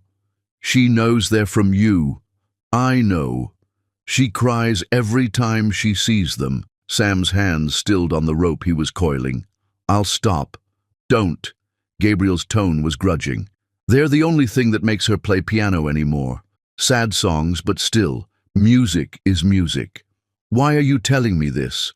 Because I love my sister more than I hate you, and for some reason I'll never understand she loves you. The real you, the fake you. All the versions of you. Gabriel stepped closer. But if you come back into her life, it better be as yourself. All of yourself. No more masks, no more lies, no more protection.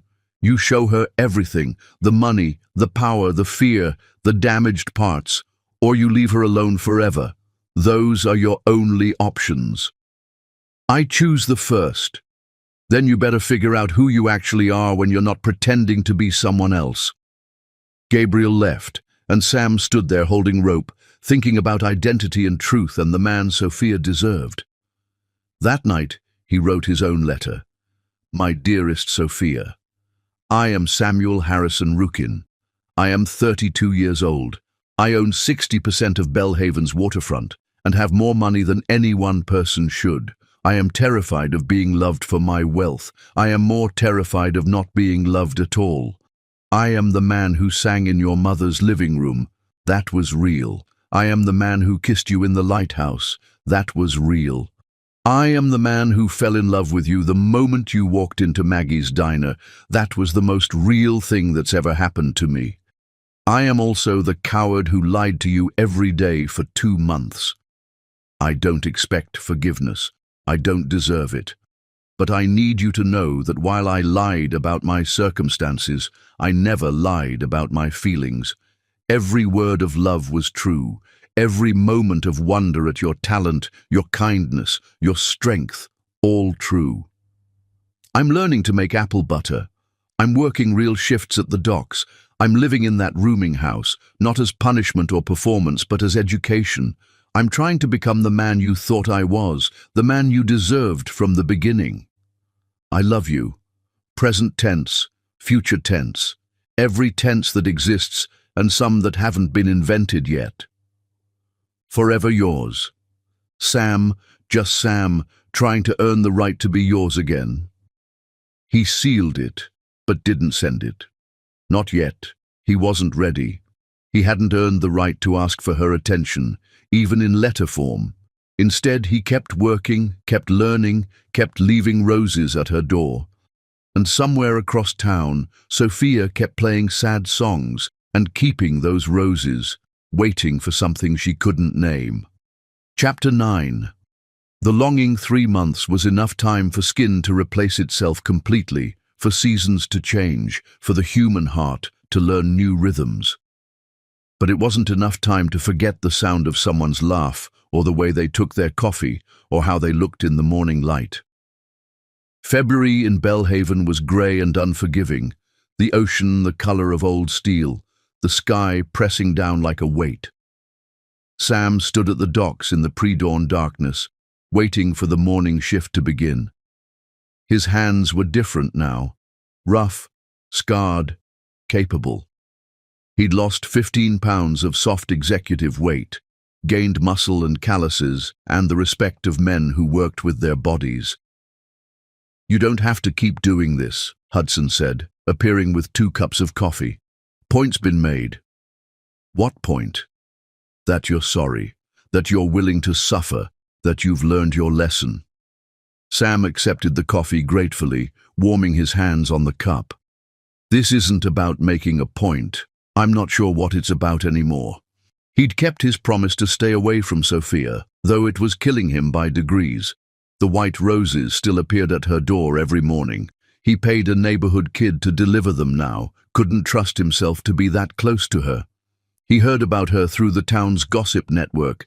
She was teaching more students, had organized a winter concert at the community center, was dating no one despite Penelope's attempts at matchmaking. She played at the church last Sunday, Hudson offered carefully. Beautiful piece. Made half the congregation cry. What was it? Something she composed, called it the Dockworkers' Waltz. Sam's throat tightened. She wrote a piece? Apparently she's been composing a lot lately. Penelope says she's got a whole notebook full, all variations on the same theme. What theme? Hudson gave him a long look. Loss. The word sat between them like a physical thing, heavy and undeniable.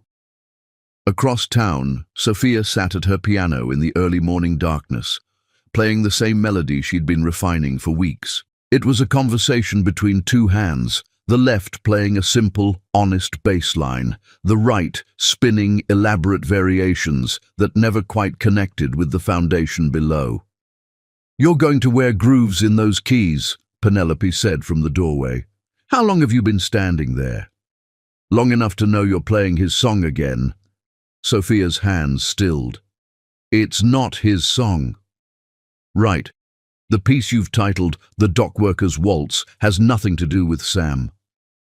It's about the deception, the contrast between appearance and reality. The musical theory is actually quite Sophia." Penelope sat beside her on the bench. "It's been 3 months. I'm aware. He's still living in that rooming house, still working the docks. Gabriel says he looks like a different person. Good for him. The roses still come." Sophia glanced at the vase on her mantel, 7 white roses in various stages of bloom and decay. She couldn't bring herself to throw them out anymore, just added each new one to the collection.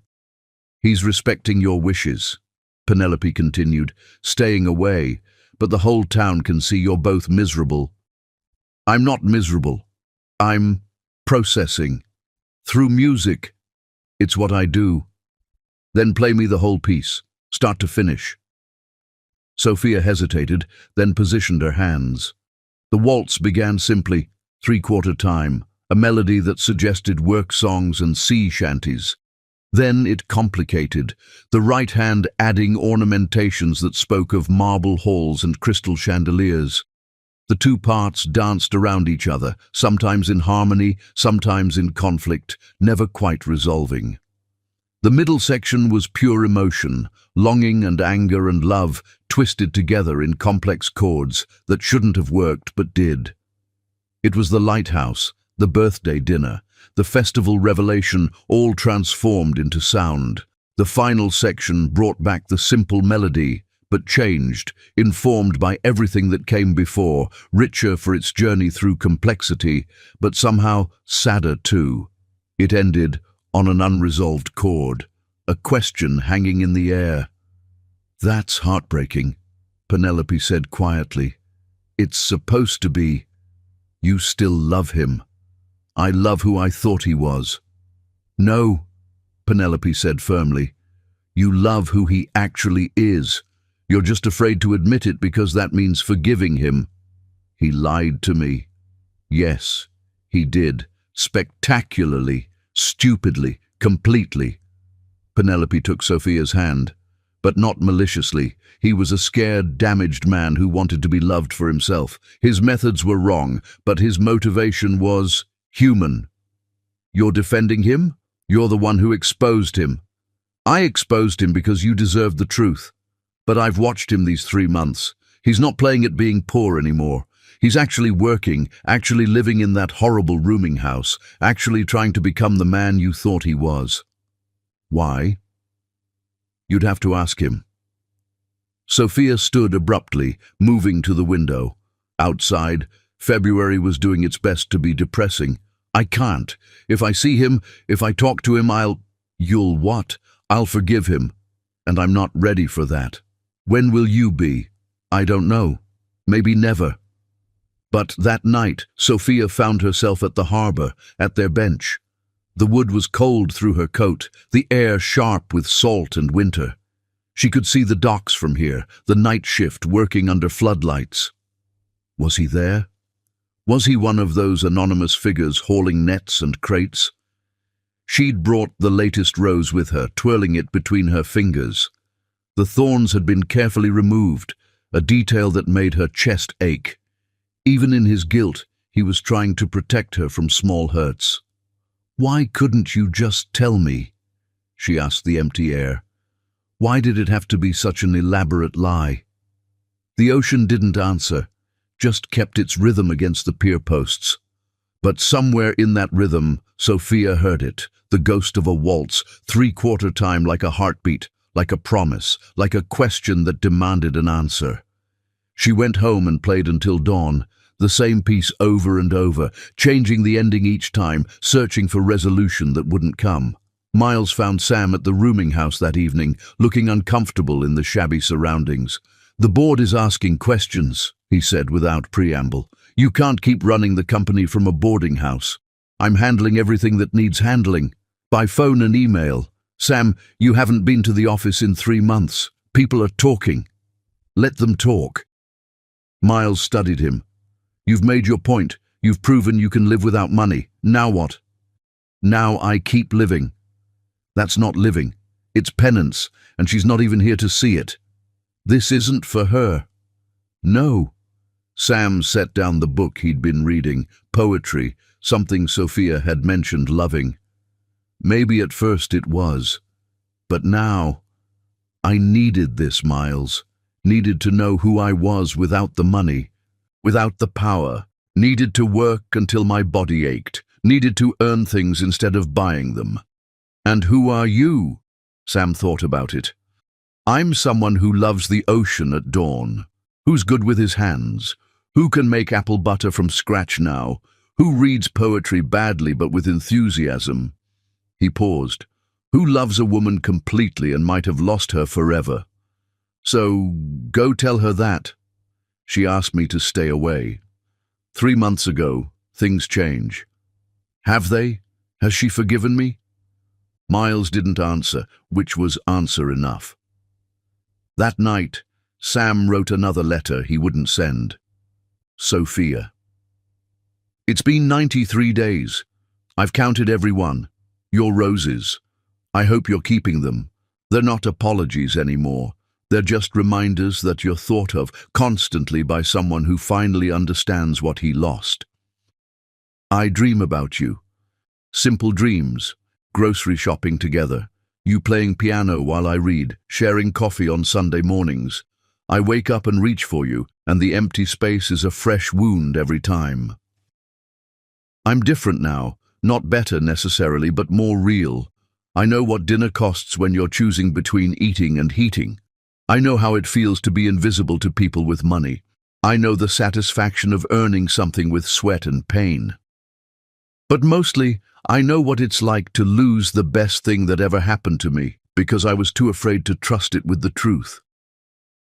I love you, still, always, even if I never get to say it to your face again. Sam. He folded it carefully, placed it with the 17 others he'd written but not sent. Someday, maybe, or never. Time would tell. The Christmas dance came and went. Neither Sam nor Sophia attended, though the whole town noticed their absence. They were the ghosts at the feast, the empty spaces that everyone talked around. Winter deepened. The roses kept coming. The waltz kept playing. 2 hearts kept beating in 3/4 time, apart, but somehow still in rhythm, waiting for a resolution that seemed impossible. But impossible things sometimes happened in small coastal towns, where the ocean kept its own time and love was patient as the tide. Chapter 10. The Truth in Music. Spring arrived tentatively in Belhaven, as if unsure of its welcome after such a hard winter. The crocuses pushed through the last stubborn snow, and the ocean gradually shifted from steel grey to something approaching blue. The Belhaven concert hall wasn't grand, just a converted church with good acoustics and red velvet seats that had seen better decades. But on this March evening, it was sold out. Sophia Benson was performing original compositions, and the whole town knew what that meant. 3 months of heartbreak transformed into music. Sam wasn't supposed to be there. He'd seen the posters around town for weeks, each one a fresh wound. An evening with Sophia Benson, original compositions. He'd bought a ticket the day they went on sale, then torn it up, then fished it out of the trash and taped it back together like a madman. Hudson had found him that morning standing outside the hall during Sophia's rehearsal, just listening through the cracked door, catching fragments of melodies that made his chest ache. "You're going tonight," Hudson had said. It wasn't a question. "She doesn't want me there." "Boy, that woman has been playing your song every day for 3 months. She's performing it tonight in public.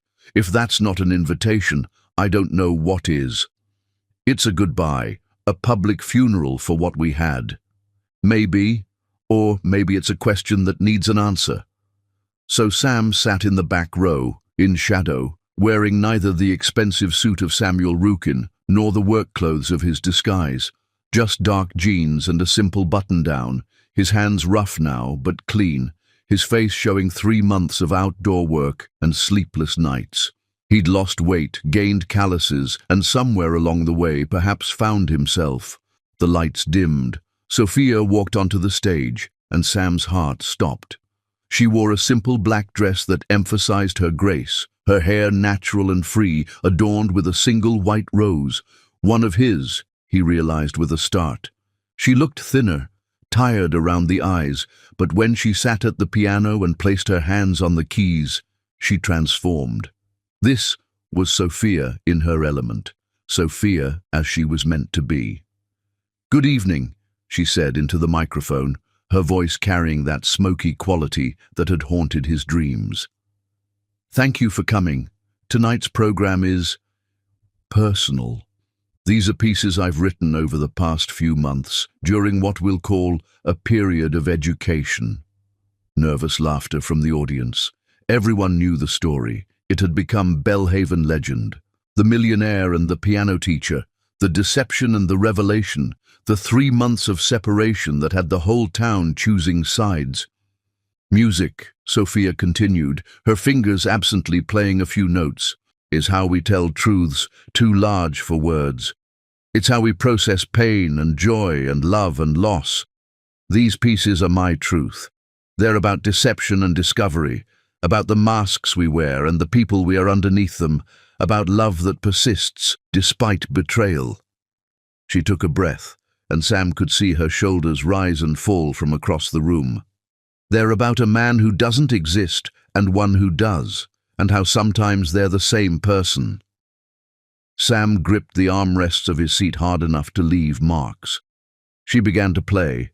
The first piece was angry, thunderous chords and racing passages that spoke of discovery and betrayal. Sam could hear the festival in it, the moment of revelation, the shattering of illusion. The audience sat transfixed as Sophia's hands flew over the keys, pouring 3 months of fury into sound.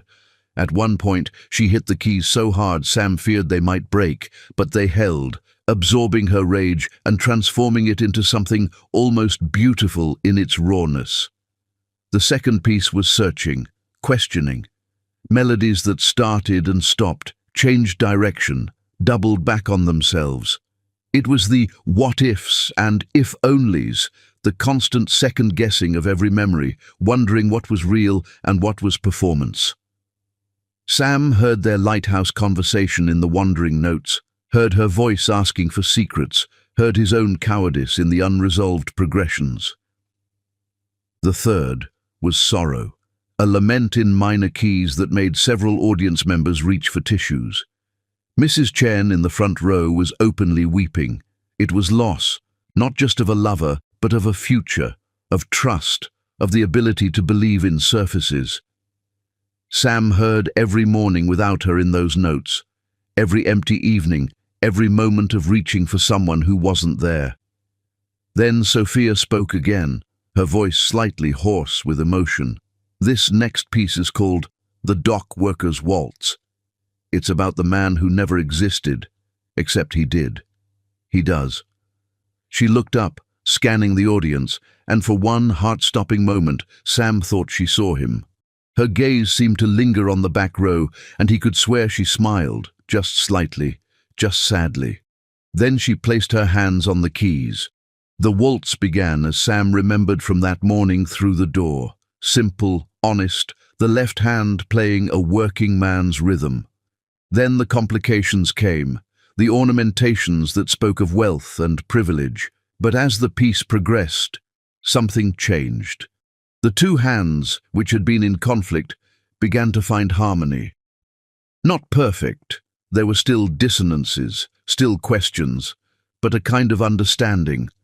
The middle section was their story, the lighthouse kiss, a soaring melody, the birthday gift, delicate as pressed flowers, Family dinner, warm and complex. Every moment transformed into notes. Sam could hear his own voice in the bass line, Sophia's laughter in the treble runs. It was their entire relationship condensed into 7 minutes of music, and it was devastating in its beauty. But it was the ending that broke him. Instead of the unresolved chord she'd been playing for months, he knew because Gabriel had mentioned it. Sophia found resolution. Not a happy ending exactly, it was in a minor key, bittersweet and complex. But it was an ending that suggested acceptance, understanding, maybe even forgiveness. The last note hung in the air like a question answered. The audience erupted in applause, but Sophia held up her hand. "One more," she said, and Sam could see her hands trembling slightly. "I wrote this yesterday. It's called What Remains." She began to play, and this time it was different. This wasn't about the past, but about the present. It was every white rose, every report of Sam working the docks, every bit of town gossip about his transformation. The music spoke of watching from a distance, of a man trying to become real and a woman afraid to hope. He heard Hudson in the steady bass, the old man's constant presence and quiet wisdom. He heard Aurora's motherly concern in the gentle middle register. He heard Gabriel's protective anger in the sharp accidentals. And then, in the middle of the piece, Sophia began to sing. She'd never mentioned she could sing, had never sung for Sam in all their time together. Her voice was untrained but pure, full of emotion that made technique irrelevant. "You gave me roses white as lies, but also white as truth. You gave me love in disguise, but love nonetheless, forsooth. The man you were, the man you claimed, the man you're trying to be. Perhaps they're all the same. Perhaps you're all three. I watch you from my window, working in the morning light, no longer in your tower, no longer out of sight. And I wonder if the fiction was more honest than it seemed. If the man I thought I knew was the man you always dreamed. So here's my waltz, my question, my heart laid bare in song. Can love, built on deception, still be where we belong? The piece built to a crescendo that was question and answer both, ending on a major chord that rang with possibility. The audience was on its feet before the last note faded. The applause was thunderous, but Sophia wasn't looking at them. She was staring directly at the back row, directly at Sam. "I know you're here," she said into the sudden silence that fell when she raised her hand. "Back row, in shadow, trying to be invisible. But you were never invisible to me. Even when you were lying, I saw you. The real you, underneath all the pretense." Every head in the theater turned. Sam felt exposed, pinned like a butterfly to a board. He saw Gabriel in the third row, his expression unreadable. Aurora beside him, tears on her cheeks. Penelope, no longer triumphant but hopeful. Hudson, who must have snuck in after Sam, nodding encouragement. "Stand up," Sophia said, and it wasn't a request. He did, though his legs felt like water. The walk to the stage was the longest of his life. He was aware of whispers, of people pulling out phones, of the weight of the entire town's attention. But mostly he was aware of Sophia, standing by the piano, watching him approach with eyes that gave nothing away. He stopped at the foot of the stage, looking up at her. She was crying, he realized, silent tears that she didn't bother to wipe away. "I'm sorry," he said, and his voice broke completely. "I'm so sorry. For the lies, for the deception, for not trusting you with the truth, for taking away your choice, for being a coward, for breaking the most beautiful thing that ever happened to me because I was too scared to believe it was real." "I know." She moved to the edge of the stage, sat down so they were eye level. This close, he could see every detail, the faint circles under her eyes, the way her hands trembled slightly, the white rose in her hair that was beginning to wilt. "I've been angry for 3 months, furious, heartbroken. I've played that waltz 1,000 times, changing the ending every time, trying to find one that didn't hurt. Did you? Number. They all hurt, because they all led to the same truth. I still love you. Despite everything, because of everything, I love you. Sophia. But Hudson told me something last week. He said you haven't touched your fortune except to make anonymous donations to the community center's music program. Sam's eyes widened. He thought those had been secret. He also said you've been living in that rooming house, really living there, working double shifts at the docks, learning to make apple butter from scratch. A ghost of a smile touched her lips. He brought me a jar. It was actually good. I wanted to become the man you thought I was. I don't want that man, Sophia said, and Sam's heart cracked. Then she continued. That man was perfect, simple, uncomplicated. That man didn't exist. I want the real one, the one who owns half the harbor but sang in my mother's living room with a voice that made angels jealous. The one who could buy anything but spent hours making me a bookmark that I still keep on my nightstand. The complicated, contradictory, terrified, brave, lying, truthful man who loved me enough to try to change, but not enough to trust me with who he really was. I trust you now, with everything. Do you? Then tell me, why did you really do it? Not the surface reason, not the fear of gold diggers, the real reason. Sam took a breath, feeling the weight of the entire town's attention, but he spoke only to Sophia. Because my mother died when I was 15, and the last thing she said to me was, "Make sure whoever loves you loves the boy I raised, not the fortune you inherited," and I've been trying to find that boy ever since. When I met you, when I pretended to be him, for the first time in 17 years, I felt like her son again, not the heir, not the CEO, just Sam, and I was terrified that if you knew about the money, I'd lose that. I'd lose the only time I'd felt real since she died. Sophia stood, moved back to the piano, played a few notes, their waltz, but softer now, gentler. You asked who I'd choose, the millionaire or the dock worker. The answer is neither, and both. I choose Sam, whoever that is, whatever that means, the man who just stood up in front of this entire town and told the truth. After everything I did, you lied. It was horrible and hurtful, and I may never fully trust you the same way again. That's the truth, but you lied out of fear, not malice. You lied because you'd been hurt too, because you were scared of being used, of not being enough. She played another chord, this one in major. I understand fear. I understand protecting yourself. What I don't understand is giving up. I never gave up. The roses, I know. I kept everyone. She gestured to the one in her hair. Even when I wanted to hate you, I kept them. Do you know why? Sam shook his head. Because they were real, not the gesture. Gestures can be empty, but the consistency. Every day for 3 months, no matter what. That's not a performance, Sam. That's devotion. Sophia, I'm not finished. She stood from the piano, faced him fully. I'm considering forgiving you.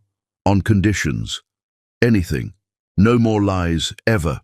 About anything. Even small things. Even things you think will hurt me. Done. You move back to your real house, but we take things slow. Start over, properly this time. No hiding, no pretense. If we go to dinner, we go wherever we want. If you want to buy me something, you ask first. No more deciding what I can or can't handle. Okay.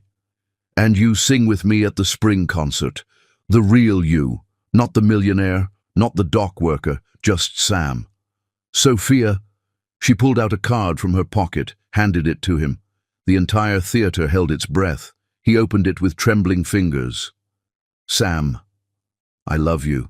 Present tense, all of you. The wealthy man, the worker, the coward, the romantic, the liar who was trying to find truth. You were testing me, but I was testing you too. Testing if you were worth the pain of forgiveness, worth the risk of trying again. You passed.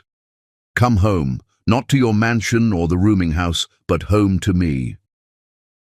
All my love, Sophia. P.S. The apple butter was actually good. Hudson let me try it. Your mother would be proud of the man you're becoming, both versions of him. Sam looked up from the card to find Sophia crying, and then he was crying too. And then somehow he was on the stage. He didn't remember climbing up. And they were kissing while the entire theater erupted in applause, and someone, definitely Penelope, shouted, "Finally!" And someone else, probably Hudson, yelled, "About damn time!" They broke apart, laughing and crying simultaneously. Sophia grabbed his hand, turned to the audience. "Ladies and gentlemen," she said, "I'd like you to meet Sam. Just Sam. He's complicated and imperfect, and he makes excellent apple butter. He owns most of the harbor and he works the docks. He's rich in money and poor in trust, but we're working on that." She squeezed his hand. "He's the man I love, in all his contradictions." "Can I say something?" Sam asked. Sophia nodded. Sam faced the audience, his employees, his neighbors, strangers who'd followed the story. "I lied to this woman, and to all of you. I presented myself as something I wasn't because I was afraid of being seen for what I was. But Sophia saw me anyway. She saw through the performance to the person underneath, and she loved him even when she hated me. That's a gift I'll spend the rest of my life trying to deserve." He turned back to Sophia. "I love you. No masks, no pretense, no safety net. Just me, terrified and grateful and completely yours." "Good," she whispered back, "because I have about 30 more pieces to write about you, and I need new material." They kissed again as the curtain fell, and somewhere in the wings, Hudson wiped his eyes and muttered something about young fools and second chances and how love always finds a way. Later, much later, after the reception and the explanations and Gabriel's grudging handshake that turned into an unexpected hug, Sam and Sophia walked along the harbor, not their old harbor. That belonged to the fiction they'd built. This was a new harbor, one where truth lived alongside beauty, where a millionaire could hold hands with a piano teacher and both could be themselves. The moon was full, turning the ocean to molten silver. They stopped at the pier's end, where they'd stood so many times before, but different now. Real now. "So," Sophia said, "tell me about your house, your real house." "It's too big," Sam said honestly. 15 rooms for one person, but it has a music room with perfect acoustics and a view of the ocean." "Sounds perfect for a music school." Sam stopped walking. "Sophia, not yet. We're taking it slow, remember? But someday, when we're ready, when trust is rebuilt and love is steady, I want to turn that ridiculous mansion into something useful.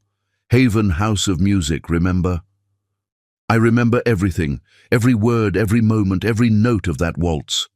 "Good, because I'm going to keep playing it, but from now on, it resolves properly." They stood at the pier's end, where the ocean met the sky, where truth met fiction and became something new entirely. "Play me something," Sam said. "Something new." Sophia laughed. "I don't have a piano here." "Then sing." And she did, her voice carrying over the water, singing not of loss or betrayal, but of possibility, of love that survives deception, of truth that emerges from lies like crocuses through snow. Sam joined her on the harmony, his voice rough from work and salt air but true. They sang together as the moon rose higher over Belhaven, two voices finding harmony after months of discord. The ocean kept time, three-quarter rhythm like a waltz, like a heartbeat, like love itself, complicated, constant, and absolutely impossibly real. Above them, the lighthouse stood witness to this new beginning, its light sweeping over water and shore alike, no longer hiding anything in shadow. And in that light, Sam and Sophia stood revealed, not perfect, not simple, but honest at last. The waltz played on, but now it had words and harmony and hope. It had a future that neither millionaire nor dockworker could have imagined, but that Sam and Sophia, just themselves, complicated and real, could finally build together.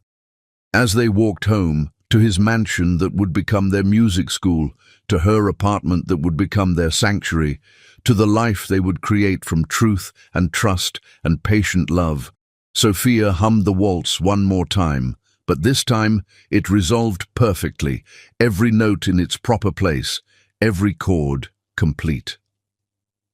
Epilogue. 1 year later. The Haven House of Music opened on a Tuesday in April because Sophia insisted important things shouldn't wait for convenient days. The mansion had been transformed, walls knocked down to create practice rooms, the ballroom converted into a performance space. The formal dining room now housed a lending library of instruments. But Sam's favorite addition was the small room off the kitchen where Sophia taught her private students, the same room where he'd first heard her play the Dockworkers' Waltz in their home. "Stop hovering," Sophia called from the piano, where Lucy, now 8 and even more precocious, was struggling through a Bach invention. "You're making her nervous." "I'm not hovering," Sam protested, though he was definitely hovering. "I'm observing." "Go observe the dock delivery. The new pianos should be here soon." He kissed her goodbye, still a small miracle being able to do that casually, and headed for the door. On his hand, a simple gold band caught the light. They'd married in winter, a small ceremony at the lighthouse where they'd first kissed. No lies this time, just truth and promises, and Hudson crying openly in the front row. As Sam supervised the piano delivery, 3 new Steinways, donated anonymously, though everyone knew who the donor was.